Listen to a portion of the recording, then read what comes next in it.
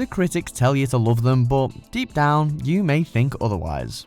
Welcome to Watch Mojo UK, and today we'll be counting down the top 10 great British films that are probably overrated.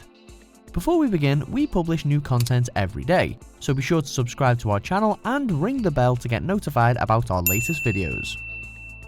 For this list, we'll be taking a look at critically acclaimed British films, or films that are at least partly produced in Britain or are inspired by British source material that have fallen under scrutiny since their release. We are by no means saying these films are terrible, but rather that they perhaps don't deserve the golden pedestal they sit upon. Number 10, Love Actually. If you look for it, I've got a sneaky feeling you'll find that Love Actually is all around. This ensemble rom-com was the hit Christmas film of the early 2000s, starting a trend for similarly themed holiday films in the following years. Whilst it is indeed heartwarming and has many memorable moments, it promotes a rather unrealistic portrait of how love blossoms in both a casual and business setting. Is the Prime Minister's romance with Martine McCutcheon dreamy or completely inappropriate? And is it not terribly wrong to kiss your husband's best friend after he confesses his love to you? Apparently not, in this charmingly perfect world. And I think you're the man that I really love. Oh wow. Number 9, The King's Speech. Why should I waste my time listening to Because I have a right to be, and I have a voice! By no means a bad film, The King's Speech was widely celebrated in award show circles, focusing on a historical figure overcoming a persistent speech impediment. My own brother, I couldn't say a single word to him in reply. It certainly highlights an intriguing moment in the history of the British monarchy, but it doesn't offer anything especially new to the cinematic experience, especially when compared to other films released in the same year, including The Social Network, Black Swan, and Inception. Having said all that, the speech therapy scene filled with swearing is an absolute classic. What is it about David that stops you speaking? What is it about you that bloody well makes you want to go on about him the whole bloody time? Number 8, Charlie and the Chocolate Factory. You can eat the grass. Of course you can. It was inevitable that this film would be compared to the 1971 original in all aspects, and it's still up for debate as to which one is better. Despite its modern aesthetic, the Tim Burton retelling of Roald Dahl's book is actually much more faithful than the classic Gene Wilder version, but is burdened by all the aspects of Burton's films that have since become cliché and a bit tiring. With another weird role played by Johnny Depp and some more dialogue that feels stilted and rehearsed, it doesn't live long in the memory. The best kind of prize is a surprise. Number 7, Lawrence of Arabia. Nothing is written. This David Lean epic, based on the life of T.E. Lawrence, is a staggering cinematic achievement with visual storytelling that inspired such Hollywood heavyweights as Steven Spielberg and Martin Scorsese. However, at 3 hours and 42 minutes, it is probably a smidge too long, testing the patience of even the most ardent moviegoer. It's going to be fun. Several T.E. Lawrence biographers have also noted how the historical inaccuracies in the film have warped the public perception of these figures, showcasing them as blockbuster characters rather than actual people. No prisoners! Number 6, Atonement. Why are you crying? Don't you know?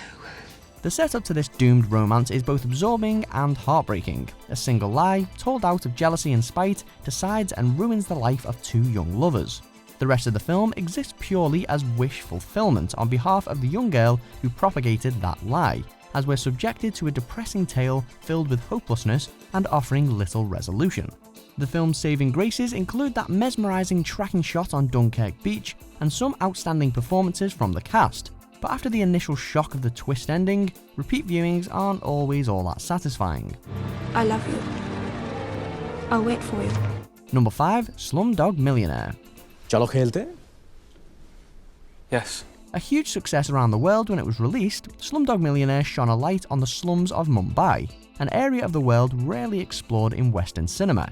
But while it is commendable, it can be seen as reinforcing what Western audiences believe all of India is really like, cherry-picking the worst elements from the society and stitching them together under Danny Boyle's slick direction. You wanted to see a bit of real India?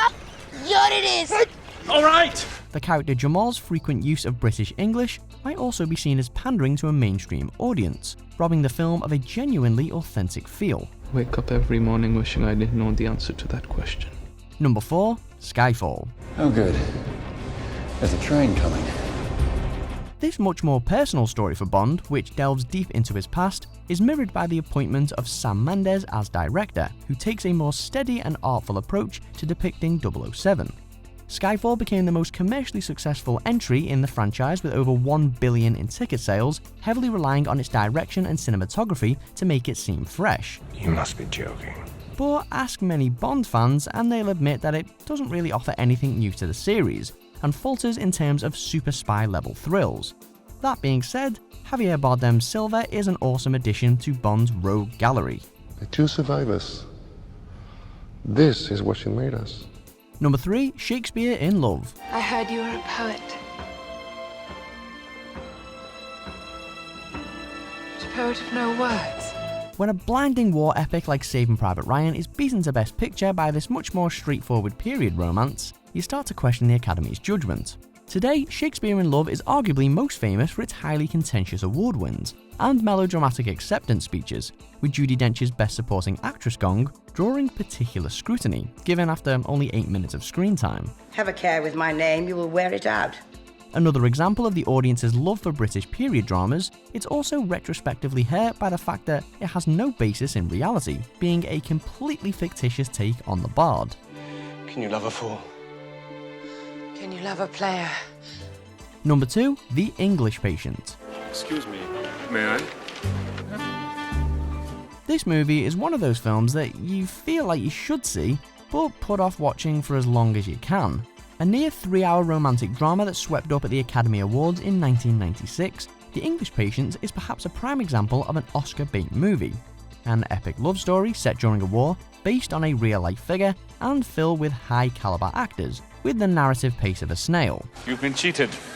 Now don't worry, we'll take it back. I don't want to take it back. When stripped of all the accolades, however, it's probably not quite as engrossing as its legacy would have us believe. Do you think you're the only one who feels anything? Is that what you think?